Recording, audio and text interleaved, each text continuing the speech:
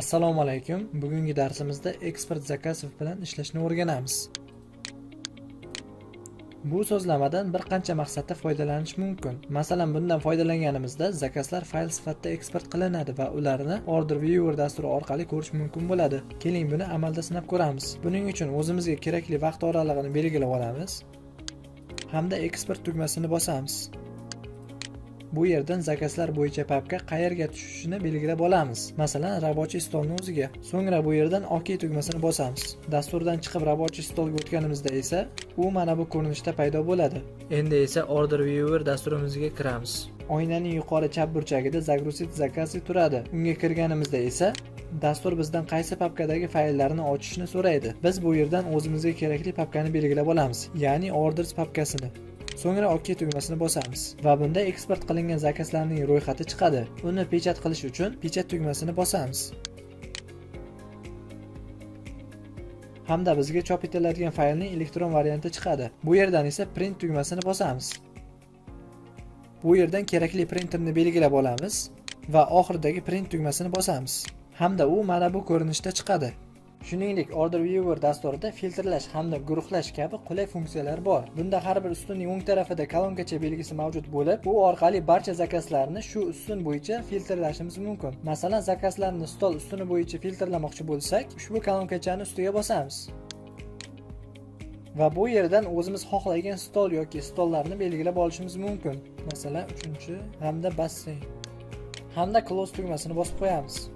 Bu esa bizga o'zimizga kerakli zakazlarni osonroq topishda yordam beradi. Hamda pechat qilinishi kerak bo'lganda filtrlangan zakazlargina pechat qilinadi. Masalan, mana bu ko'rinishda.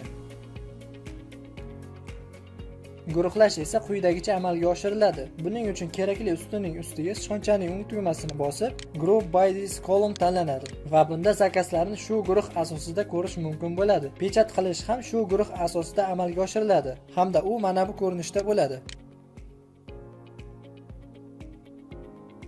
Bu guruhdan chiqmoqchi bo'lsak, guruh nomining ustiga shonchaning o'ng tugmasini bosib, Ungroupni tanlaymiz va oyna oldingi holatiga qaytadi. ID ustunidagi plusni bosish orqali esa ushbu zakaz bo'yicha qanday tovarlar buyurtma qilinganini yoki admin qilinganini ko'rish mumkin bo'ladi. Agar barcha zakazlarning ichidan aynan shu zakaz ma'lumotlarini pechat qilmoqchi bo'lsak, bu yerdan Время ustunining chap tarafida joylashgan lupani ustiga bosamiz hamda bu yerdan pechat tugmasini bosamiz.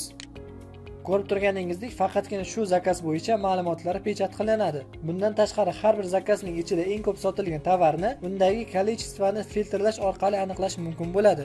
Buning uchun plusni bosib, kolичествоni filtrdan kerakli miqdorni belgilaymiz. Xuddi shunaqa cena bo'yicha ham filtrlamoqchi bo'lsak, uning filtr qismiga o'tamiz hamda bu yerdan ham kerakli miqdorni belgilab qo'yamiz.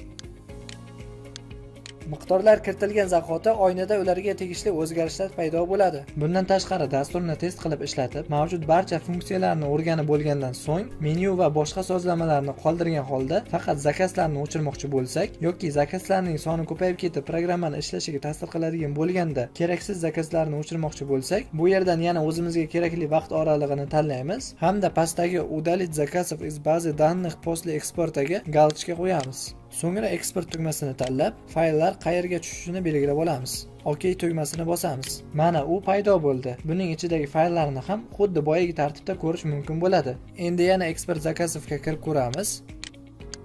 Ko'rib turganingizdek vaqt hamda zakazlar miqdori 0 ga tenglashtirildi. Shuningdek, bu yerda Почистить bazu tugmasi ham mavjud. Bundan foydalanganimizda dasturdagi bir qancha narsalar o'chirib yuboriladi. Uni bosganimizda esa nimalar o'chishini ko'rishimiz mumkin. Bu yerda mana всех заказов, смен остаток товаров, платежи yozib qo'yilgan. Da tugmasini bosish orqali esa bularning barchasini o'chirishimiz mumkin bo'ladi. Lekin bunda menyudan hech nima o'chirilmaydi. Bugungi darslarimiz shulardan iborat edi.